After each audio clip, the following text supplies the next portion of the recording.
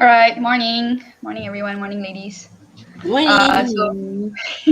so today we're going to be talking about non-academic education again, and this one I think is a kind of long overdue. We said we were going to continue this conversation, but we didn't really.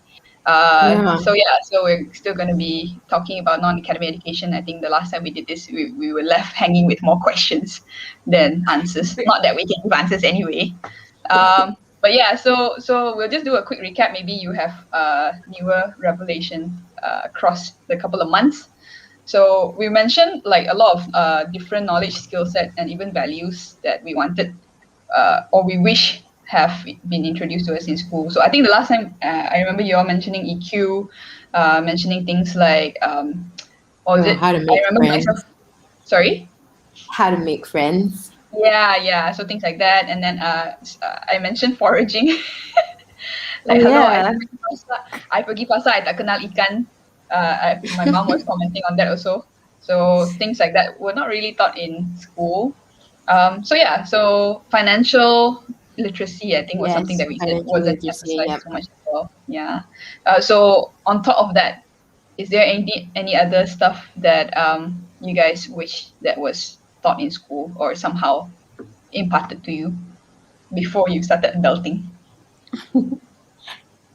I think like when I thought about that question, I was like informed. None. I don't want to be informed. I think I was hoping for more opportunities to explore. Maybe like more opportunities for me to just try, test, and just discover maybe.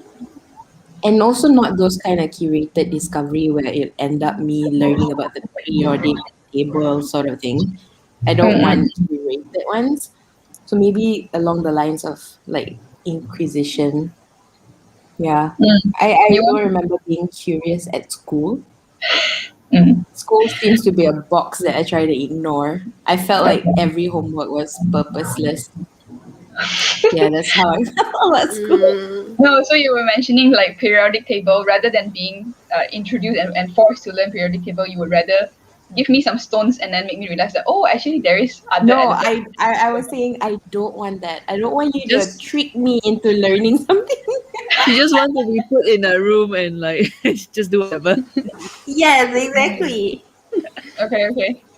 Okay. Anyone else? Azima, you were mentioning something. Yeah, I think when I reflect back, you during my youngest days, during my days in primary school, I had and secondary school as well. I tend to have this very separate, like in the classroom is very academic, but then other values, the non-academic values, I actually got it from the co-curriculum classes. So the things like self-confidence, motivation, and then those critical thinking and responsibility, most of it, I actually acquired it from activity, from co-curriculum activity. In classroom, it's like very rigid. It's like very academical. Okay, you learn, this is the facts. You need to get it right in the exam, which I think when I'm adulting, I really hope that I actually can blend it together. I mean, while actually learning academically, I also have this key characteristic for non-academic lah being blended in. Mm. Yeah, I You think that's must have true. been like Yes, very Saf. active with her coco. Kan like pengurusi this club, pengurusi that club. Were you, Azima? But okay, this one thing that also when I reflecting back, I'm not a sport person. I'm not a sport person. So when it comes to sport day, that I was like, oh no, this is not my forte. And I really think that until I mean adulting, I see like sport is oh no sports. I'm more to like even though it's called curriculum, it's something like into the academic as well, computer Mm. club, apa scouts, and also the what we call it kelab permainan dalam. Kelab permainan dalam Wow. meaning is a im- is a Indoor. indoors game. So I'm not the outdoors game, but I really like macam oh wow. Yeah, so I think I started to pick up on those really in a separate box, and I really wish actually there's no box. I if I can actually bring this, and now I think the trend that I see in the nowadays generation, they start to actually complementing this in the academic, which is I think good. Mm. So yeah, I Mm, think we are starting to go towards that. If I can actually tell you, ladies, actually yesterday I went out with my friends, and she's a teacher in a primary school, mm, and she actually her major in science, but then she started to pick up. She needs to teach English, and she was mm, telling me how she's getting her student to pronounce it well, the past tense thingy. And after that, she led them to, oh, you can Google it. And then it comes to the point that, but she reminds them, but be careful for you before you Google anything, just in case you don't come across something not appropriate.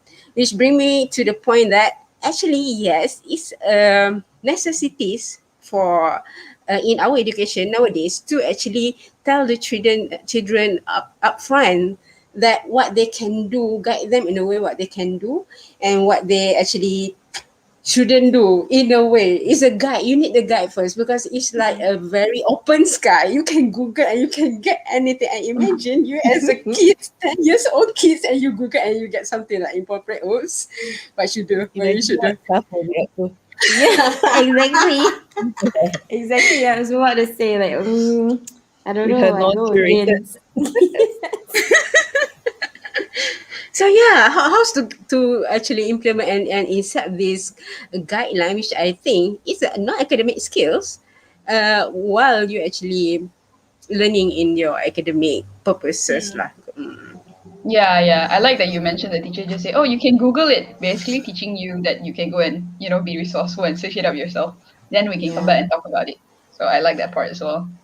Mm. What Rach, is considered academic? I mean, because you differentiate that a lot. Like, what do mm-hmm. you consider? Mm. So yeah. So for me personally, For I feel me, like the academic yeah, yeah. Azima, go ahead. definition. Azima. Internet. And she dropped. Oh, okay. So Yeah, for yeah. me, Lose. basically, yeah, basically curricula is anything that has been boxed into subjects. Basically, anything that has been boxed into a specific curriculum set that will be formally assessed. Whereas co-curricular is not really. So the formality of assessment or results, or anything is not as heavily emphasized. Um, Mm. Although co-curricular is also boxed, so that we have things like scouts or we have things like sports and whatnot, right? So they do box it like that. But when you engage in a specific activity within co-curricular, it seems more cross-curricular. So if that's the case, then when you think about curricular, it's basically just a more stricter boxing like subjects and stuff like that. So for me, that would be the difference of like Yeah. curricular and non-curricular stuff. I consider academic things that are graded. Even Mm, the yeah. co-curriculum was graded, actually. Yeah, but it's not as strict, isn't it? Didn't we have to like at least get a B on our co-curricular or something during PMR? I thought like there was such Not really. requirements, kan? Wasn't it? Tak I ingat did. I pun. did. The one I remember is like you should have at least how many percent attendance to Hmm. your co-curriculum. Participation prize. But yeah, Exactly. participation. Yes, yeah. But you were also graded based on minimum membership, which would also Yes. be assessed based on your attendance. But you would get extra points. So like the minimum is quite minimal. Everything else is just extra stuff that you can try on your own. So you want to be president, secretary, that's extra, and that's given extra points if you want to. Yeah, I didn't notice that. or that's how I remember it. Mm-mm. Yeah, Mm. because I feel like, I mean, to the question, um, academic, non-academic, what do we wish we knew more of? I feel like, so there's like domain knowledge and then there's like skills, right? So I Mm-mm. feel like a lot of the subjects, in a way, is interesting to me, and like I feel like those are the subjects that I would want to know more of. Of course, there's others as well, lah, like you said, financial literacy, etc. Right? But then Mm, if you think about, oh, what else would you like to learn? I would like I do like history a lot actually, and I feel like we can learn a lot about history and world mm, history. Mm. The way in which we learn, so that's why maybe it is approach and say like, Mm. oh, no, right, character education. I feel like it's really important, mm, um, and it exists. So is it more of the skills or the approach that we took in learning it True. lah, rather mm, than it not? mm, Yeah, mm, because Did you experience like a good approach, like when you were at school? uh, I think I just wanted to get A. Yeah. So I felt like in a way it was really very geared towards getting an A lah, rather than I think appreciating what it means to mm. Yeah, learn that lah. Agreed. Yeah. Yeah, that's agreed. true. Because I feel like when it comes to appreciating stuff, it really takes the teachers to show you how Yeah. they really passionate about subject as well. Because you can Yeah. have a teacher who's really passionate about maths and then talk to you about maths as though maths is art, for example, which it is Mm. actually. But most teachers are not like that. Yeah. So I personally haven't really experienced maths as in like, oh, it's such a beautiful subject, whatnot, and then this is how you can see maths in nature, whatever it is, right? Yeah. Oh, I yeah. wish I had that lah, but I didn't. I don't think I had experienced that. Yeah, I don't Yeah. think they would have taken the risk of, you know, some students not catching up to experiential learning or like more of a applied type of approaches.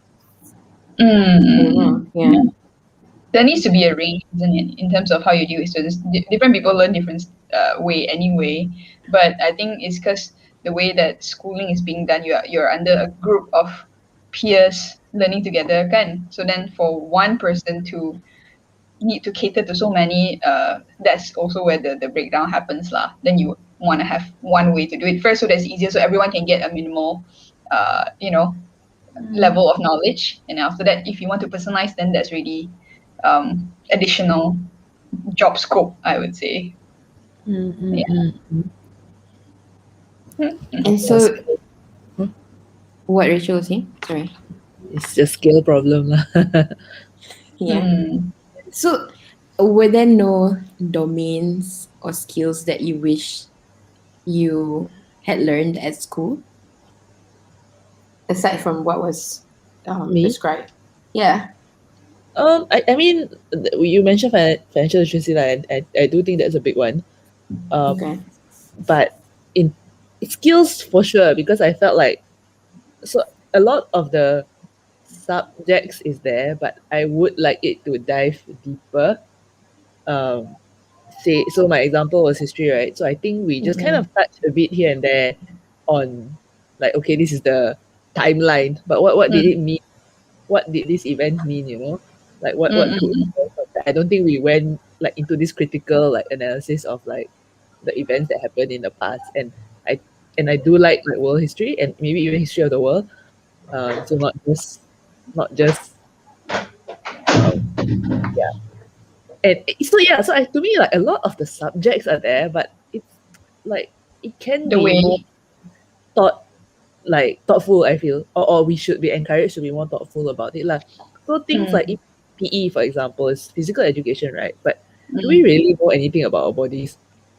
mm, We don't, Mm. right? Mhm. And I feel like Yeah. yeah, so then we don't really know how to treat it or respect it or be well in it. So I feel like Yeah. that's mm, why I feel like headline subjects are all there. Mhm. Um, I mean, most of it, there's still like some missing, of course. But mm. I within that, how to really get those messages across, because I feel like and skills, Yeah.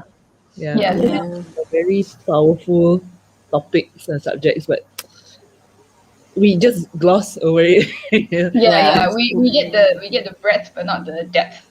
Yeah. And It's very almost like like we know and remember things. It's like factual rather than doing Mm. anything about those correct, facts. correct. Rather than True. Agree, taking True. True. agree. Mm-mm.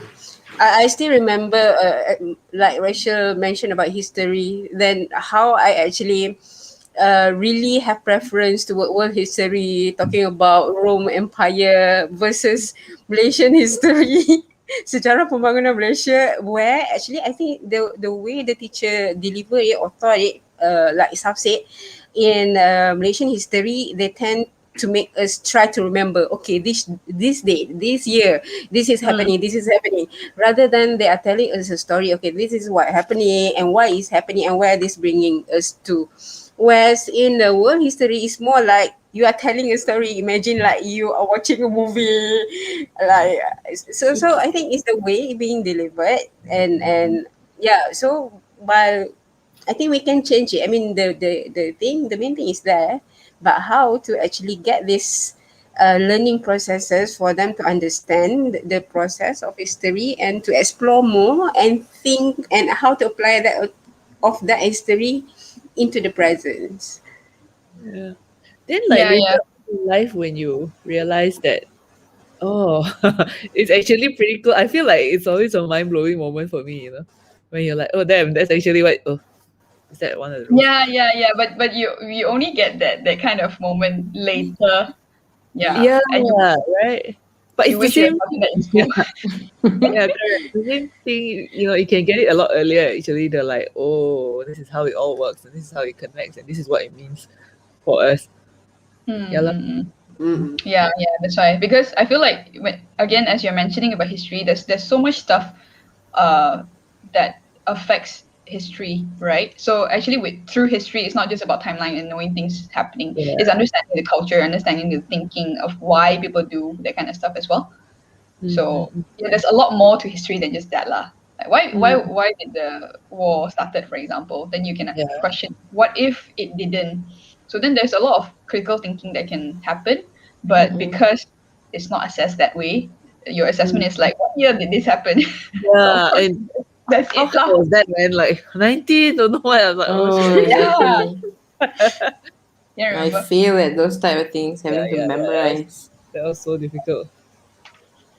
I'm glad you have. I think Rach, you have the affinity to history, perhaps, but maybe it wasn't introduced to you that well. I don't, and it didn't help that my teacher would make us stand onto the table if we cannot answer specific On the stuff. table. Yeah, we will have to. He would suddenly just do pop quizzes because, I guess that the idea was root memorization as well, right? So you just need to answer that question in an exam. So you can't answer, stand up. Cannot answer again, stand on the chair. Cannot answer again, stand on the table. So for us, it is half embarrassing, half funny moment for you to be Yeah, standing on the table. So yeah. it's a bit of like, oh, I got it wrong and I got to the highest level. But at the same time, it's also quite embarrassing because like three times I still can answer. But yeah, After the it, table, but what it was happens? a good thing lah. After the table, what happens? After the table, oh, Uh, that's it. Usually he'll just be there lah. Then you just stand so across then he the floor. give up already lah. After you're on the A gone table. case. Yeah. Ah, oh my gosh, yeah. Anyhow, okay, so I think what Rachel was talking into was basically questioning the way that learning is introduced and the skills that is introduced to the classroom. So would you have any suggestions or any ideas or how you would imagine the ideal way of being taught certain stuff? For example, if let's say Rachel said, I think the subject is relevant, the subject is enough, I might not want to introduce anything extra for now because there's only that much time in the world to learn stuff, right? Or perhaps schooling shouldn't even just be 11 grades. But that again, that's another question to answer. So for the 11 grades, and then knowing that these are the subjects, or not, for you, Rach, I guess the question would be, if you were mentioning about approach and introduction of skills and all that, what would be ways or how you imagine it being better? And for Saf and Azima, you were mentioning about all these other subjects being introduced. So how can you imagine it being introduced into formal schooling? Does my question make sense? But yeah, Yes, but it does make sense. yeah, but it's tough lah because I mean, are we imagining this as architects of a education system that has Mm. millions of kids in it, or like one class, or your anak, which I feel like That's true. very different approach? Yeah. You can start first. I from my experience, I feel like if you start from the smallest denominator, then you can slowly find ways to scale it up. But imagine if, let's say, you're doing it for one classroom or for one child. I guess how would you have done it then? Hmm. I think I don't know. Like, I feel like it starts from the person or the thing delivering or guiding the kid through that lesson. Like I think you mentioned during Mm, earlier that if the teacher cares about it a lot, it's very different. They're trying to share like that wonder, like, I guess, with mm, their children rather than just getting through the lesson. So I feel mm, like if it's but that's why it's difficult, right? So if it starts from that, I think that helps Yeah. a lot. Like you're trying to mm, pass through like your passion lah, and like getting people to us to see like oh how amazing this is, right? Mm-mm. Yeah.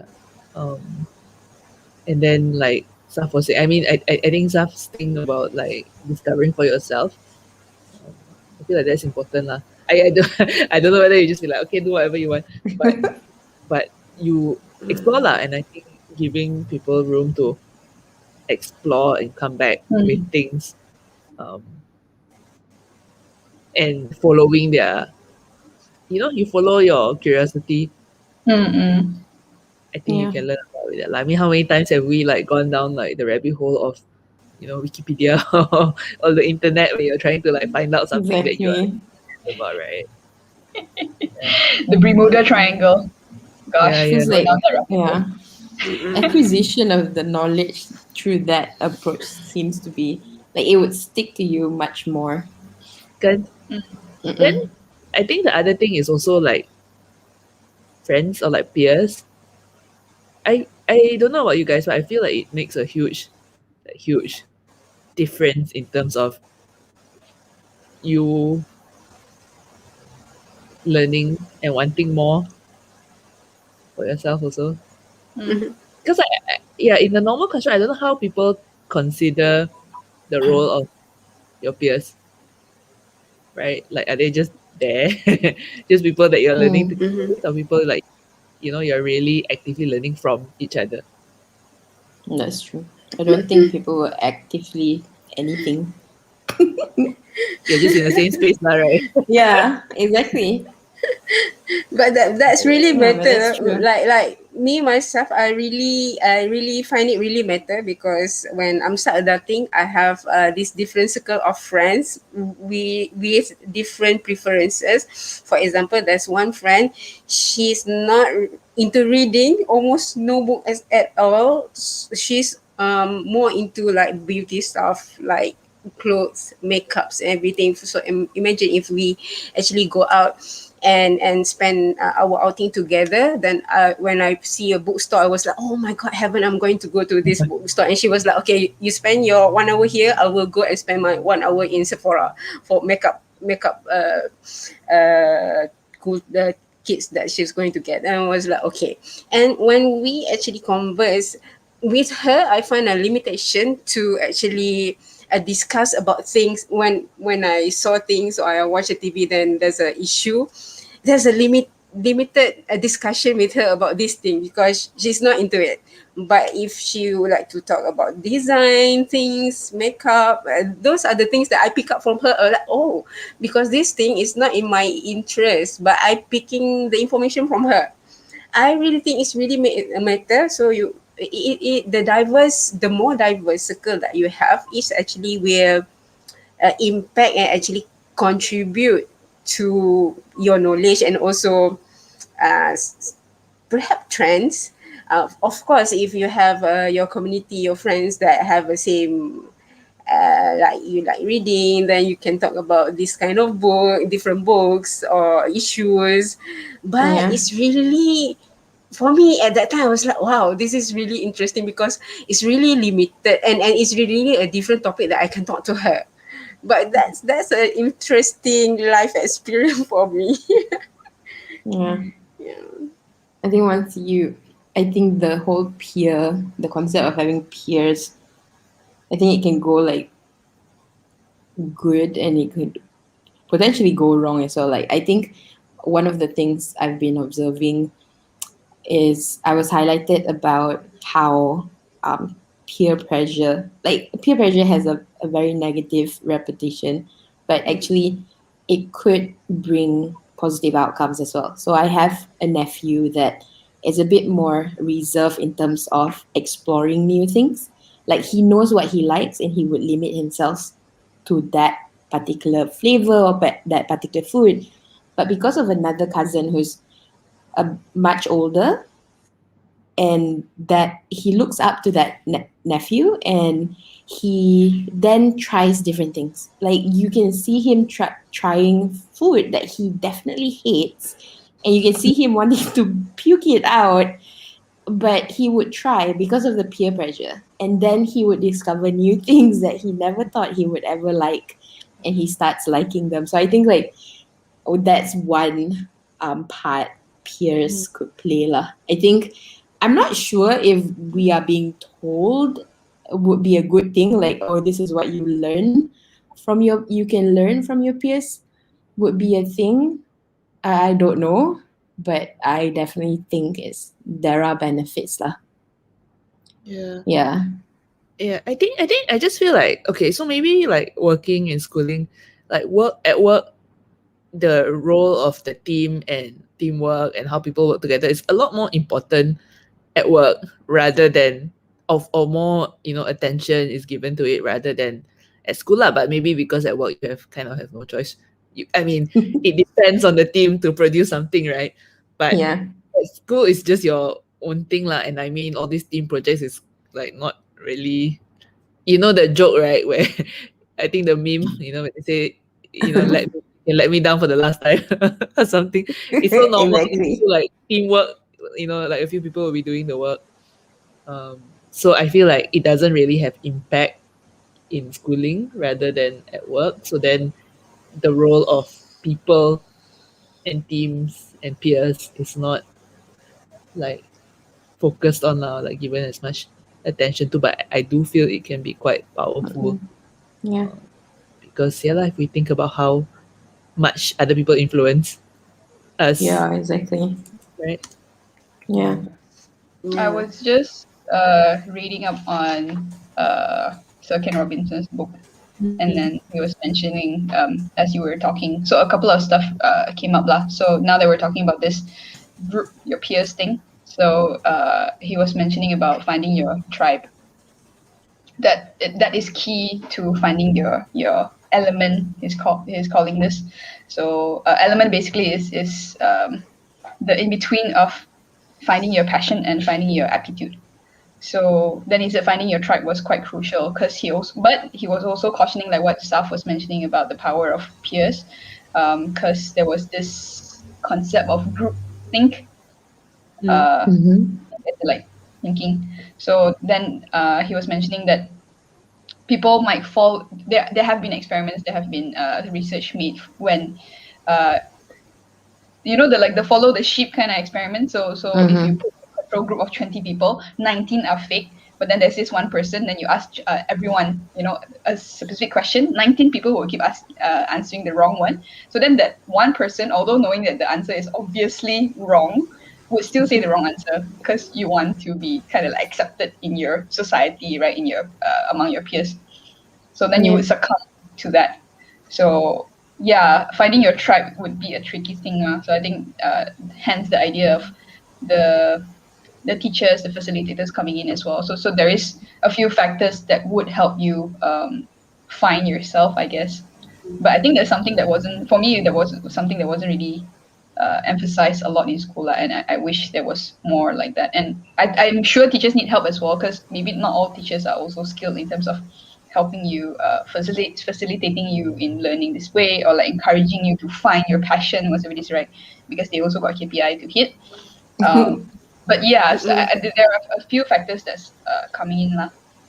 So yeah, I but think I think yeah. coming to the point that how we should, I mean, how this thing already there, but it will make a difference on how you actually convey it. For example, I think the past, I'm not sure about the current. I think we still have struggling in the current education system in Malaysia. We actually train our learners to accept rather than to voice out what they've learned, because when we educators or teachers give them, for example, any information, they expect us to answer it right, until the learners, the student, are afraid to answer the thing, because that's why when teachers asking thing, then it will be like a quick. No one don't want to answer because they're afraid of making mistake. We don't actually teach our student that, hey, go be brave, tell me the answer that you think is right. It's okay if you make it wrong. That's the learning process, because we teach them, okay, you need to know this, you need to nail this, you need to get this right. And also, when we start laying things like that, it's kind of like we limit their critical thinking. For example, the history, back to the history lesson just now. I think I'm so fortunate because my Form 1 history teacher, she loved to tell stories. So she will tell us stories of this Malacca Sultanate things. This Sultan will go and marry this, and how he widened his empire, like a storytelling session. We are really looking for her class. And after that, she made us think, because we are learning from history. We are learning from She was cut off. Okay, she's building like suspense.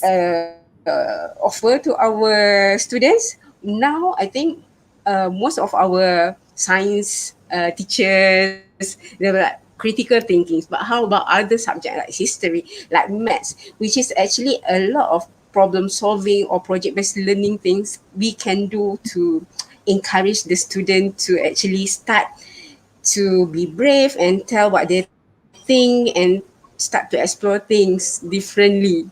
And I actually, it's very interesting. There's one education, a private education institution in Singapore. Oh Oh, no, Azima, if you're there. Oh oh no, no, she just dropped breaking up. off.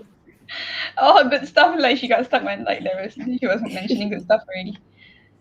Uh, Okay, we'll yeah. try to remember and get her back into it.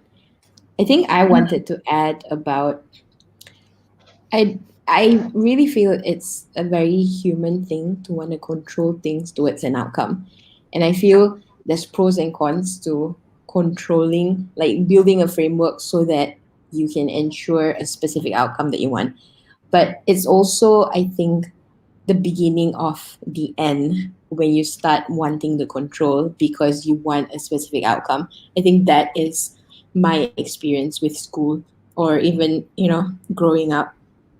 There was a specific outcome in mind, someone had an expectation, and I was supposed to be something, right? And so, okay, whatever education I was receiving was being controlled, was being designed so that I could meet those goals. But I feel the idea here may also be if we can't change the education system, I think we should stop relying education or the whole process of learning not limit it to school, and ignore our own accountability towards shaping minds not just of the young but of each other, even the mature people. So I think as soon as we do that, we should be living in the present. I don't think any part of our life, like whatever we do, does not acquire learning.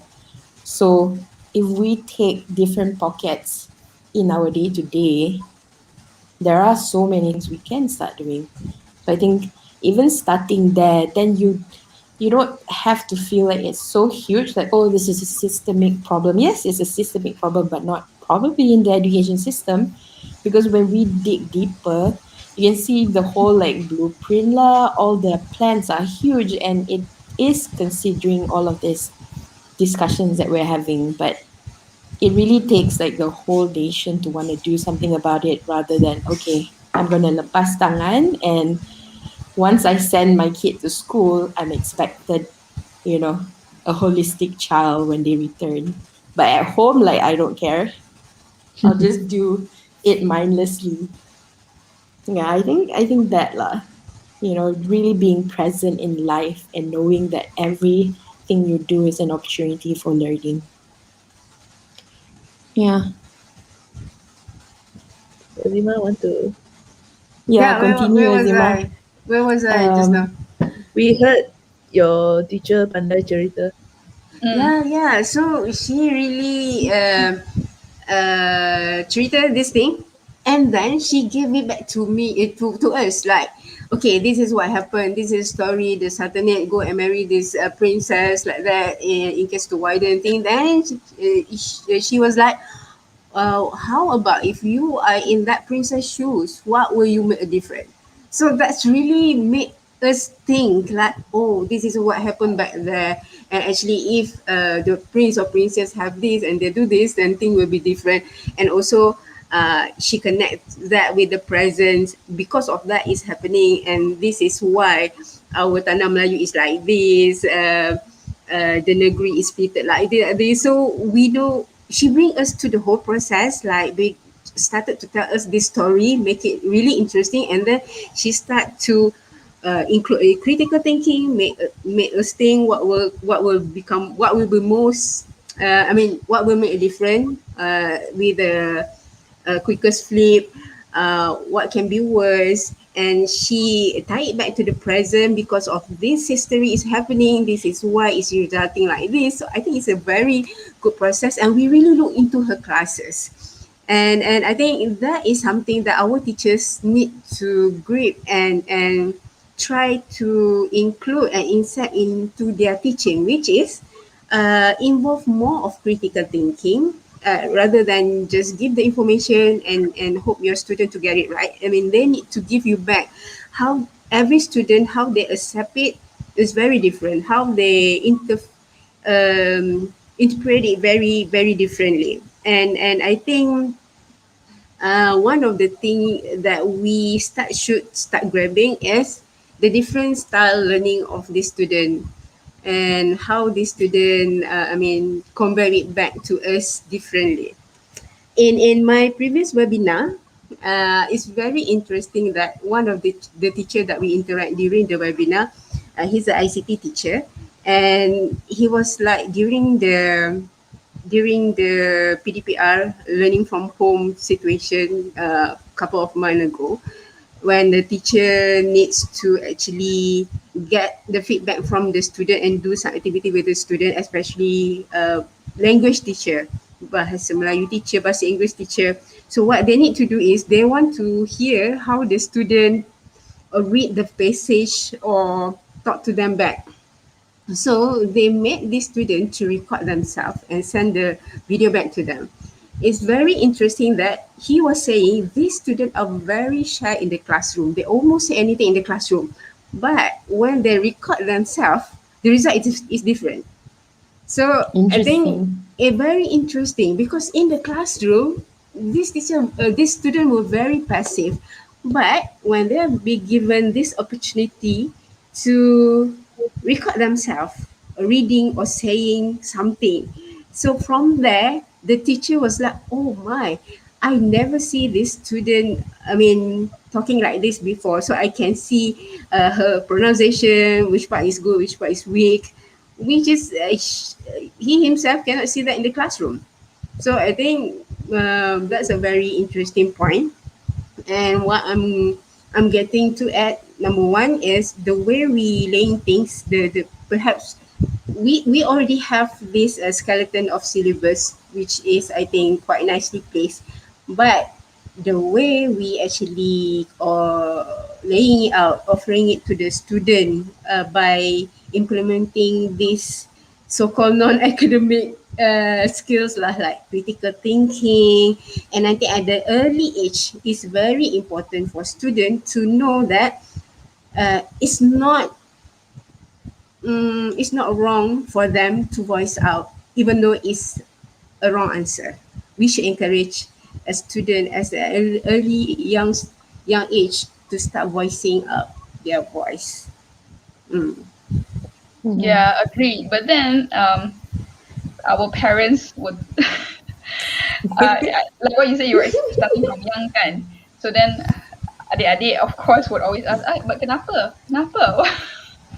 when you do something, it's like kenapa, apa ni, you questioning a lot of stuff when you're young, but not all adults know how to answer us, so sometimes kids are shut That's down. why the adults, that's why the adults wants to send the student to the school immediately Yeah. because Yeah, they because they cannot cannot handle answer. them. Make it someone else's problem. I know. So, no, because as parents, you were also built to like, as authority or as the senior, you should have all the answer. If you don't, then then it's an egoistic stuff. Then you would then try to shut down because I cannot answer you. So like, no, don't ask questions. Just do as I say because this is how we have learned before. Yeah. Yeah. So it is a vicious cycle, lah. Yeah, It's a but vicious cycle. this the very shy I mean attitude to voice out has become crucial that actually in these past several months during the pandemic situation, there's one education private company came out with a specific module for a student to start voicing out their voice. Is that crucial? Yeah, Yeah. that leads us smoothly into, I think that seems to be one of the ways that we want to try to introduce or like try to remind each other also lah on how we can continue educating ourselves with everything, like what Saf was saying, everything is learning, but actually no one really tell us that everything is learning or how to get to that learning. It's like what we are talking to each other right now, is that learning? No one really questioned me. So then would I think for myself that this is learning? So I think, yeah, so leading that into what other stuff you think can we help each other with in terms of reminding ourselves or re-educating other people, or re-educating ourselves about how we can keep growing. Like you said, subjects is only that much, years is only that many when you go through formal schooling, but learning is a lot more than that, isn't it? Learning is, like what Saf said, everything. uh, yeah, so that would be the question. But building on that, I think just now Azima was mentioning about different ways of learning that teachers were introducing, emphasizing on different learning styles. So then you can record and speak out your stuff, so that I can help feedback to you. And I think I might have mentioned this in the first talk that we had for non-academic education as well, is from how intelligent are you, as in there's already a set of stuff, so now you just need to prove how intelligent you are, to how are you intelligent. How are you intelligent Mhm. basically means like, okay, I need you to show me that you understand the periodic table. So do it however you like, but show me that you understood it. So you can draw, you can speak, you can perform, you can show me collect stones and show me also this. Just to show me that you have understood it lah. So I think uh, for me, I feel like in school right now the learning goals is not visible enough for students or not emphasized enough to students. But then the grading, the method of grading and the way of assessment is emphasized more. So hence it will be like, how intelligent are you compared to how are you intelligent? Yeah. Mm. So how are you Yeah. intelligent would emphasize more on the goals, I would say. So I think that's something that um, maybe formal schooling should emphasize more on that. Yeah. And also I think building on Azima mentioned about not taught to question and not taught to voice out stuff. And I think that's something for both learners and teachers. I think teachers are also not really taught to question students. So it's okay to not have answers, isn't it? But you should start questioning students. Like how, if let's say I have someone else questioning, oh, what did you learn through your talk this morning with Saf, Azima, and Rachel? So then that would make me think about, oh wait, did I learn anything? And then I'll reflect on what I've listened on. But I think that question would help, because we might not internally have those questions yet, or like we might not Yeah, internally that's true. have a conscious habit of questioning ourselves, Uh-uh. which is Yeah. reflective learning lah, basically, right? So I think you would want to have that Reflective learning. external Yeah. person to come and help question first. Mm-mm. Yeah. Julian, I'm interested when you're saying just now about how intelligent I am or how intelligent we are. I mean, we being judged or based on that. This Mm. bring me to one point about technical and vocational skills. You know, back years then, people was some assuming that if you are in science stream, you are intelligent student. So if you are in the art stream, you are not so intelligent student. And if you are going to vocational school or technique school, then it's a different league. Okay, so that kind of Exactly. exactly, so that kind of judgment. And several days ago while driving, I listened in the radio station that they were promoting about going into this vocational and technology college. Now we have college vocational and technology, right?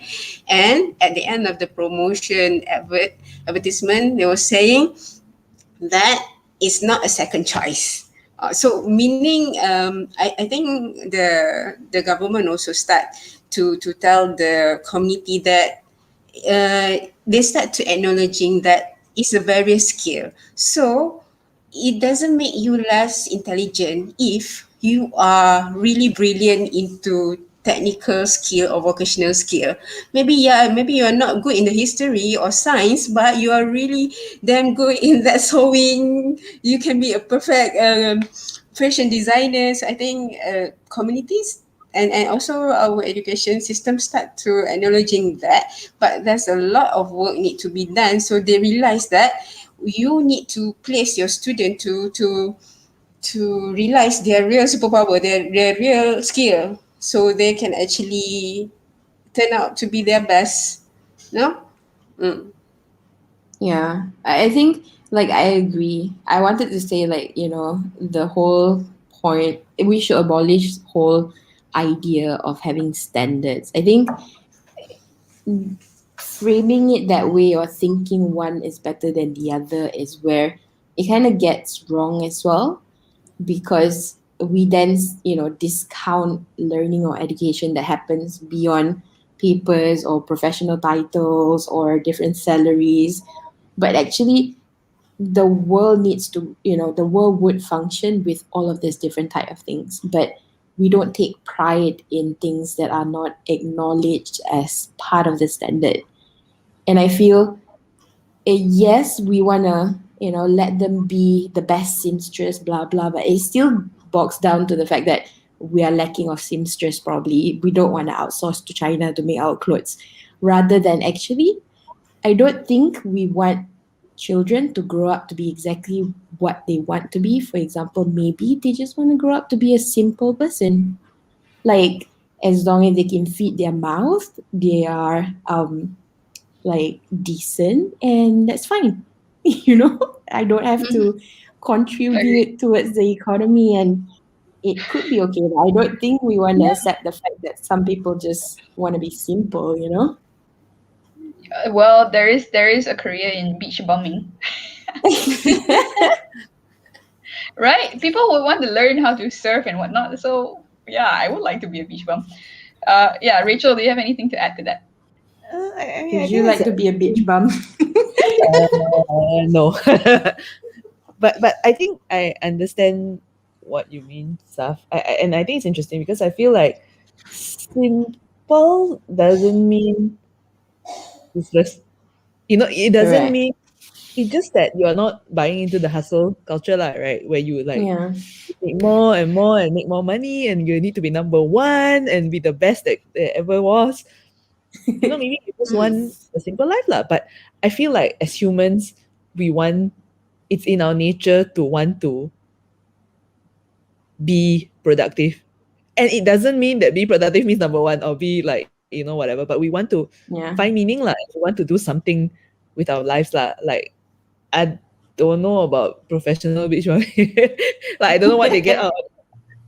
But I feel like even in a simple life, and I totally can get behind a simple life, people still want meaning, lah. It's just where are they finding it? So, True. like housewife, right? Example, Mm-mm. I think they do find meaning in their lives, right? It's just that their meaning is in their kids, lah. And Mm. building a nice home for their family, right? But they still need something to do. Like, I don't Yeah. think people can just be bums, lah. Or that we Yeah. should encourage bums. Um, Correct. yeah, but I agree about this. That it's okay lah to have simple life, but also to what Azima was saying in terms of technical and vocational. I think it depends on cultures as well because, for example, like Germany, I think their apprenticeship and vocational training is not viewed the same way as it is here. They have like real proper programs for that, and they are not seen as any less. It's just a different path for them, because they are a very industrial like sort of country, right? Manufacturing and all that stuff. So even if their kids go down that road, it's perfectly fine. And say like in Japan where their artisan culture is very strong, right? So you be the master sushi chef, you are like considered quite respected already lah, or you produce all these potteries and things like that. Which for us here, you're like, it isn't really. It's not. If you go down that road, you're like, why you want to do that, kind of thing. So I do think it's cultural as well, and country based in terms of whether we allow our children to go down different roads lah, I think. Yeah. But totally agree on the I think it's okay to have a simple life. But I feel like that's a different topic in terms of Yeah. be hustling all the time. Yeah.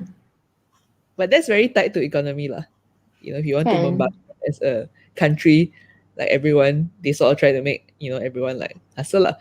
That's why, like the developing countries have to work very long hours, etc. Whereas the developed ones already, some people will be like, yeah, why so lazy? 5 o'clock go home already kind of thing. That is true. Yeah, that is that thing lah. But it's because they have gotten to a certain point already lah. They have the privilege of being already developed. So it's Yeah. a matter of time during then. The people will be Before we their can relax. authentic self. Yes. Maybe stuff. Can I nature gets its course. Yes. can I add a bit about this? Actually, last week when I was in the car with my housemate, and then we kind of like have a late lunch, and then she said to me, "It's fortunate for us in Malaysia, we can still go and buy late lunch." Because in Japan, if we didn't have lunch at a certain time, then the close will be closed. I mean, so the lunchtime is, for example, 12 to 1. And then after 1 o'clock, and the shop will be closed, so you cannot get your food anymore. Then I was like, oh, maybe that's good then. That's why they're really punctual with their time. They're very organized because they really need to eat during that time. So they don't actually exceed the time. So they need to plan properly. But yeah, in a way, it's fortunate for us to have a flexible time, but the result is different. I think maybe that's something to I reflect on this when actually hearing Rachel saying about the simple life and how it actually will contribute to the business, the economic thingy, right? So I was like, oh yeah, that's very interesting. If they have that in Japan, that they need to obey to really have lunch during that time. Otherwise, they cannot actually buy their food anywhere because the shop is closed. You go Interesting. to Australia at 5 o'clock, no Oh shop my open. god, yes. Shop, Yeah, imagine that. such a That culture is shock to quite me. an adjustment, yeah. I'm like, what? You cannot go out at 10 o'clock to buy things? Yeah. But they've moved from that already. I remember like the last Okay. time I was there, they had to promote nightlife. So there were posters in the train acknowledging that now we have certain places that open beyond 5 p.m. to start promoting Interesting. nightlife. Yeah. Maybe more tourists will be like, huh? I come here at 4 o'clock to go back to my hotel already. Yeah, Different it's a priorities. cultural thing. Yeah, agreed. Cultural Agreed. thing. That's a cultural thing as well. Yeah, so like you said lah, it takes time. It What you it really say? depends on what is driving the economy in your area is what is the culture like in your area as well. So um yeah, I don't think we can do any drastic introduction of like freaking new stuff lah into the system, right? Because there's a lot of other elements that's affecting this as well. It's an aggregated marginal gain. I like to use that word. Small stuff. Aggre- Yeah. Aggregated marginal gain. You do a bit of it here and there, so everyone's 1% Yes. contribute into like a bigger Yeah picture. lah. And patience lah. I think like the biggest thing I was like a revelation to me last night was the fact that I wanted to go. So there's this Seaspiracy thing, right? That's going on. Ah, I have not yeah. watched it, but I imagine it also is related to why people are saying like stop eating fish because there's no more fish.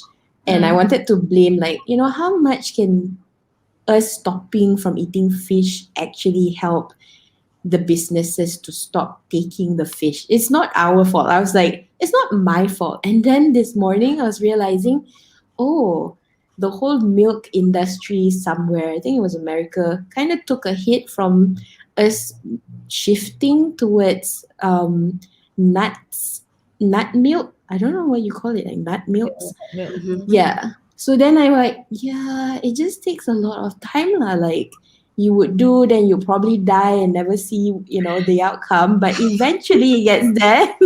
Yeah. But Yeah. Yeah. Yeah. I was reading this book on energy as well, right? Like, yeah, because people do feel like helpless, and like, yeah, like actually, I'm one person. If I use my plastic straw, so what? Okay, I mean, yeah, Hmm. actually, metal straw, so like people feel it's you're just a drop in the ocean, right? But then, Yeah. um, the book that I was reading, it was saying that you have like a like almost like a vote lah, kind of, and you are signaling to a market, right? So every time you say no to certain things and yes to certain things, you are signaling what you are willing to do. Like, and we are in a market driven kind of society, right? So say like that, the nut milk. So now if it's available nut and cow's milk and you choose nut, you are signaling that you are willing to pay for it. Let's say it's RM1 more or however much more lah. And then Mm-hmm. that sort of tells like the economy or tells companies, oh, okay, there's this people out there that is serious about this and that they will go down this road and that we can go down this road as well. And then they start shifting towards that lah. But I guess if nobody ever does it, they will never know lah. Or they'll just think it's not Yeah. important. Mm. There will Like be from a no signals. correct. So we are just like pushing out these signals. Like every choice that you make is releasing that signal out into the market lah. Yeah. That's a good way Yeah. to think about it. Yeah. The the power of one. I think that's talking about that. I think that's something that's not really emphasized in school as well. The power of one. Mm-mm. So whether you fail your subject or not, you actually still have um, an influence in your surroundings, in your culture, in your economy as well. But Yeah. that's not really emphasized a lot. Yeah, you still matter. Yeah, we Still have been. matter. They should actually tell these young learners that it's okay to be different. Correct. I think that's not emphasized enough lah. How to start loving yourself. How to be okay to be Celebrate unique. the difference. Celebrate the Yeah, different. People can be different. You don't need to be that standard. yeah. Like So that standard. You don't have to be That's so standard so. lah. You set your own standard. yeah, I said you understand it. That was what I've been struggling about. I'm just gonna talk about my hair again now, because Oh. I have spent 30 years not loving myself. Because I keep thinking frizzy hair means ugly. Because all the shampoo commercial, even a lot of my peers all like very nice straight hair, shiny in the sun, whereas mine is always frizzy, look so dull. Mm-hmm. I But really think that's really a living proof, Juin. I already telling my friends about how great this friend of mine. She is so proud of her hair and she's so glowing in Wow. confidence and beautiful. Yeah, now she cannot celebrate talk about diversity. her. Sorry, what? Now she make up for the 30 years. Yeah, I Exactly. yeah, but no, that's why. So yesterday I was just talking to my mom as well. And I'm like, oh my god, can you imagine all those people who have been living through their life, not loving themselves, and then at the end when you die, you just like I have so much resentment against all these things, expectation on myself, expectation from others, whatever lah. So yeah, like sayang lah, you know. Yeah. Yeah, I So did see the feedback on, the community for the curly hair. It was so sad. Like at a very young age, you already like, I have to change myself. This is correct. not acceptable. Yeah, Yeah, it that's was kind why. of sad. And the thing I is, think it's. Mhm. it starts with awareness, isn't it? It starts with exposure. And the thing is, sometimes it's not something that you can realize yourself. It again is external factor. It's both internal and external factor that brings you together. So now that I'm going through this, I baru go and like poke my mom as well. Because imagine if I have spent 30 years not liking my hair, she has been spending 60 years of her life not liking her own hair. She Hmm. like yeah, the last few years she's been like straightening, dyeing her hair. Because right now I'm encouraging her to go back to normal. So hair looks very frizzy, looks very dull and dry. So then is that feeling of like, oh, but it's not nice lah. There's a standard of nice hair, you know. Mm-mm. So yeah, so imagine if it's just this, your physical self that you cannot go through. So imagine, being diverse in, oh, I want to paint, or like I want to just do surfing. I don't want to go and learn about maths. But actually through surfing you learn about maths as well. In terms I of still don't want to angles and learn whatnot. about maths through surfing. Yeah, you learn about angles, you learn about velocity, whatnot. Yeah, I so just want That's to how I surf. comfort. That's how I comfort myself during my child day, during my younger day. Yeah, it's okay, Azima, you cannot run, but you can answer the pop quiz on the stage. yeah, celebrate diversity. Yeah, and I think that's not done enough lah. Oh, I feel like that's a whole other podcast down the road of accepting diversity, because there will come a point like what you don't agree with is also the diversity you have to accept. Being Yes. wanting to follow a standard is a diversity you have to accept, and it's like so difficult because what you're dreaming of is diversity of the acceptance of yourself into the society, but you don't want to accept people who are different from you. Mm. But yeah. I don't even. Yeah, think about it. Maybe Rachel can dig through history and tell us why this happened. Because I feel like I don't know. I just feel like people are just having more and more boxed field of vision or field of expectation on specific stuff. Because Yeah. I feel like it's really diverse last time. Like Maybe it's the Zaman Piramli. language. Zaman Piramli. Everyone can do whatever they want, right? You can Zaman dress however you want. Piramli. That's my starting point first. Yeah, because Not that that was long ago, that really. that Let's I go feel back like in history. Zaman Piramli. yeah. Okay, sorry. Jane. Yeah, I thought you were meant like Paleolithic or something. Yeah. When everyone can just go around in their birthday suits, is it? Yeah. Nothing wrong with that. Yeah, why must we wear clothes now? Yeah, it's interesting. And maybe that's something we can dig through in the next podcast. How did we even change to where we are right now? Why is there so many expectations? Where did it all go wrong, or is it actually not wrong? It's just different. It's meant to be. I feel like every time I go down that rabbit hole, I end up realizing that, oh my god, that's how it's meant to be. And then I kind of just like throw my hands into the air, like, okay, Sarah. That's why like that phrase exists. Just live and be happy. Ah, Yeah, just live and be happy lah. No one emphasized that Yeah, enough in I school. think that's the real learning. Still lah. kan? Just Biarlah live you tak lulus pun, you gembira tak? Yeah. Kalau you gembira, okay, tak apa. and- Azimah tak gembira. Why Cannot gembira because nanti mak marah. Mak marah. Kalau you feel mak marah, then how you can gembira? Biarlah mak marah. That circle. Always back to that circle. Anyhow. Yeah. Yeah, all right. Anyhow, I don't think it's a wicked problem to solve. I don't think there's like a specific solution to this. Like what Saf said, maybe it's just give it time. Just be But ourselves. And live our life. that small percent actually will make a difference. I think we start tackling it that now lah, from now lah. Doing the Patience different is the things. hardest thing to do, man. Yeah. The actual patience. We don't Because know like what patience just now when means. Saf was saying like 1%, then when I reflecting, I was like, yes, we try to make, because this is a very large community, like educators, teachers, and also officers, like try to implement to make a difference in this one small percent. But then things are keep moving, things are keep changing. The culture, the new generation. Imagine my friend's daughter. Her ambition is to be. I want to be a professional gamers. Wow.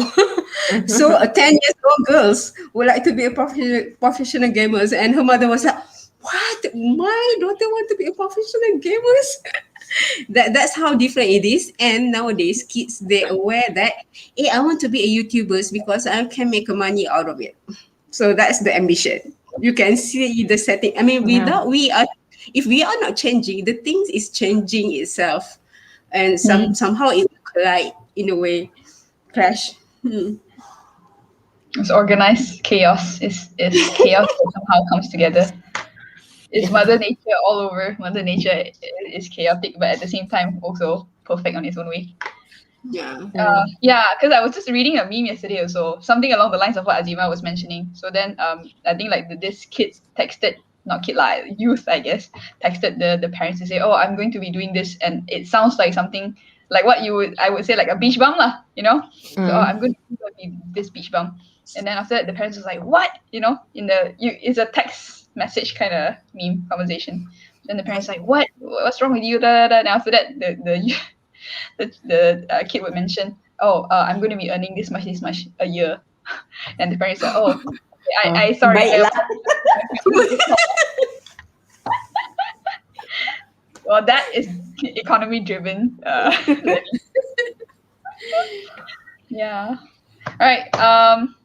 I don't think we can close this anyhow. I think it would still be open, isn't it? But that was good talk. Yeah, I think so. Yeah, at the end, it's just, you know what, live and be happy and try to influence people around you to be that too. Power of one. Ourselves. Yes. Anyone else would like to have any additional parting words before we end this very intellectual, productive Sunday morning? That's expectation, actually. Intellectual and productive. Exactly. That's why I said it's really, it might be, Rachel can validate this in her history. Maybe language is the cause of all of this, you know, disparity or differences or lack of diversity, because we keep labeling stuff. Even wanting to be different, you keep creating names to call yourselves different things. Isn't that the cause of it all? Like, I want to be genderless, and then you have different types of names to be genderless as well. Yeah, that's true. I think for that it's about identity lah, honestly. Yeah. People are looking for identity and people want to belong, right? That's where like these labels come. So then you can say I am this or I am that and feel like you're part of it lah. True. Yeah. That's true as well, I think. Yeah. Satisfaction triangle coming in. Chewy's favorite. Yeah. Yeah, which is very, I think it's very wise to tie it back to identity ratio. If it's identity, perhaps it's identity that, it can be identity that one thing that can make a difference in our education system, to enable the learners to